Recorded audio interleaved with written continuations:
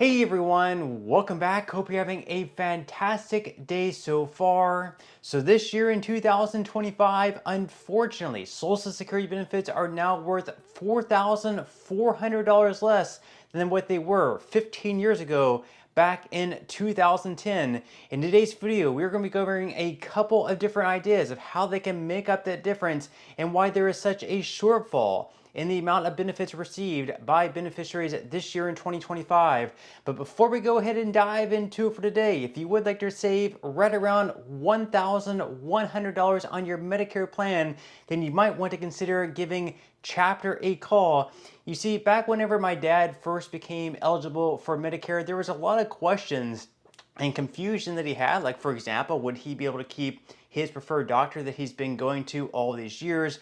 What would his deductible be? Just a lot of questions that would have been much easily solved if he had just given Chapter a call back then. So give Chapter a call today. The number you can reach them at is at 612-895-2101. Again, this is going to be a completely free consultation. And again, the average person saves right around $1,100.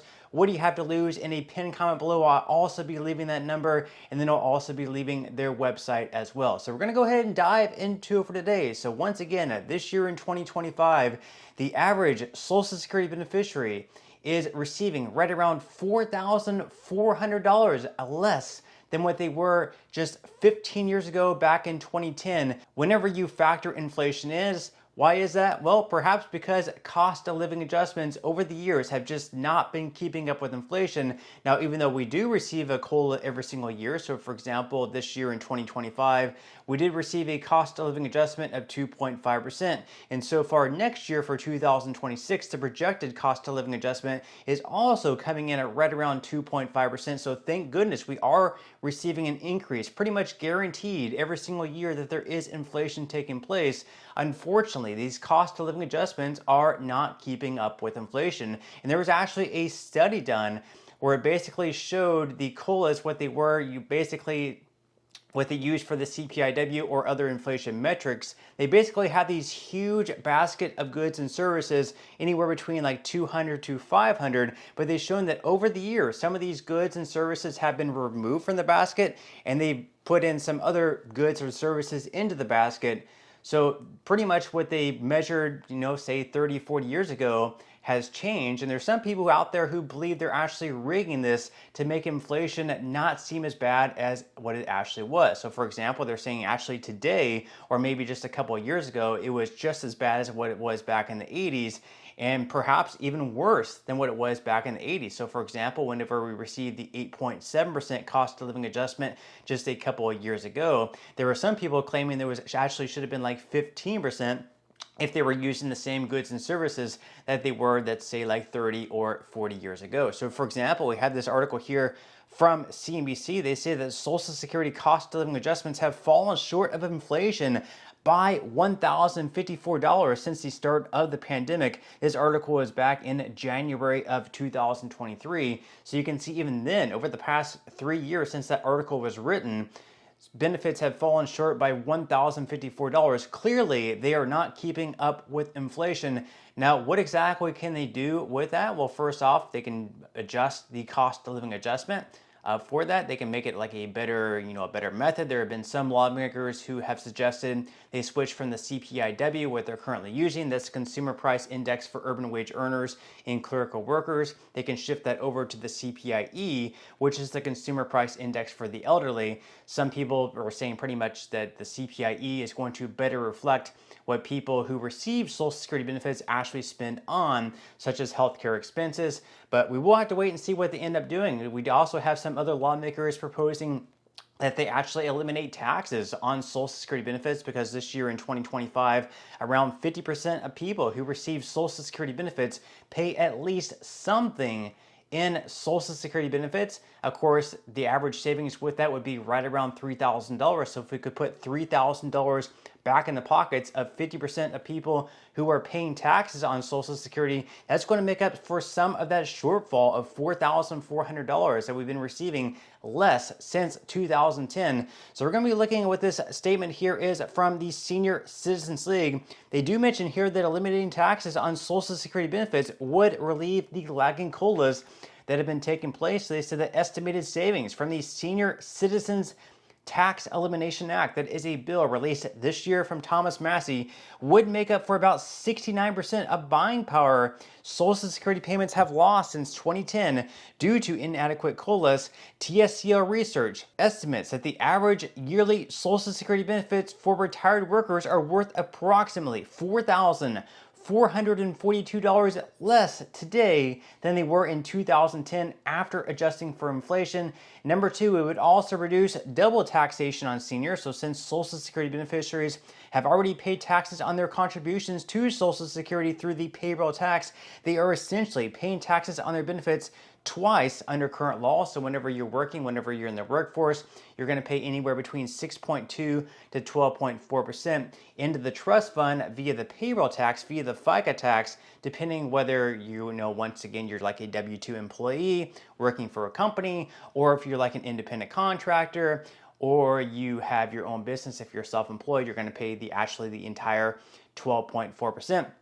So once again, if you're a W-2 employee, you're paying 6.2%, and your employer is matching that 6.2%. So in total, it comes in at 12.4%. So throughout your working years, you're paying taxes into the trust fund. You're taxed via the FICA payroll tax. But yet, whenever you start receiving Social Security benefits, you're taxed once again. That is a form of double taxation. It really doesn't make a lot of sense, and this tax didn't come into play until the 1980s. That is something they can actually remove and would relieve some of the inadequate COLAs that have taken place over the year. And finally, they mention here that even if the law is passed, though, many low-income seniors would still not see the difference. Seniors who earn below certain amounts, in other words, the most vulnerable, already do not pay taxes on their benefits. So if they were to eliminate taxation at the federal level on Social Security benefits, even though 50% of people receiving Social Security would benefit from this, from saving money via taxes, not having to pay money into the federal government,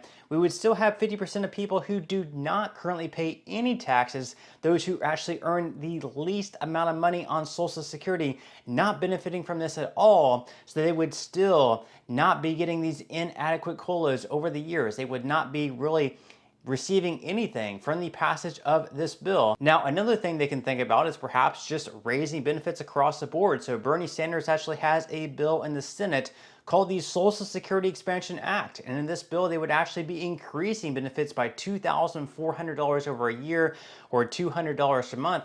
And not only that, but they would also be shifting the cost of living adjustment from the CPIW to the CPIE. They would also be raising the special minimum benefit to 25% above the federal poverty line. That would work out to right around a $500 per month increase for those currently receiving the special minimum benefit. So according to Think Advisor, new legislation would expand Social Security benefits by $2,400 a year and ensure Social Security is fully funded for the next 75 years by applying the Social Security payroll tax on all income above $250,000. So right now, if you're working, for those currently in the workforce and paying taxes, paying that payroll tax, the 6.2 to 12.4% that I mentioned, you're only paying that on the first $170,000 or so that you earn. So for instance, someone that earns maybe, let's say, like $25 million per year, let's think like a pro athlete, out of the $25 million, they're not paying the 6.2 to 12.4% payroll FICA tax on the entire $25 million. They're only paying it on the first $170,000 or so that they earn, and then anything above that, they are no longer paying that into the trust fund. Under Bernie Sanders' proposal in the Social Security Expansion Act, his earnings above $250,000 would be taxed and go into the trust fund. That would allow for people to receive a $200 per month increase, and would also make sure that the Social Security Trust Fund is solvent for the next 75 years. They also mentioned here that the Social Security Expansion Act, was introduced by Senators Elizabeth Warren and Bernie Sanders, along with Representatives Val Hoyle and Jan Schakowsky. The legislation adopts the Consumer Price Index for the Elderly, or CPIE, for benefit increases and subjects all income above $250,000, including capital gains, to the Social Security payroll tax. Now, up on the screen, you can see the comparison between the CPIE versus the CPIW over the years from 1985 to 2024. The average increase for the CPIE is right around 3%, whereas the average increase for the CPIW is 2.8%. So there has been a shortfall of 0.2% from 1985 through 2024. You may not think that 0.2% is that much, but if you add that up over the years, it certainly adds up. So shifting that over to the CPIE, or just making it so whether the CPIW is higher or whether the CPIE is higher, you go with whichever metric is higher. That would also ensure the cost of living adjustments are higher on an annual basis, but that is something they will have to act. And they are also mentioning here that, within the next, let's say, 8 to 10 years, they came out and said that 2034 is going to be the year that Social Security, the trust fund, is going to be going insolvent, and they are going to have mandatory cuts across the board of anywhere between 19 to 26% if Congress does not act. So Social Security, there is a lot on the table, a lot that needs to be accomplished within the next few years to ensure that the trust fund stays solvent, and also that we make sure that these cost of living adjustments keep up with inflation. But with that said, leave your thoughts and comments below about everything that we discussed in today's video. Would love to hear your thoughts. But that's all we have for today's video, and I will see you in the next one.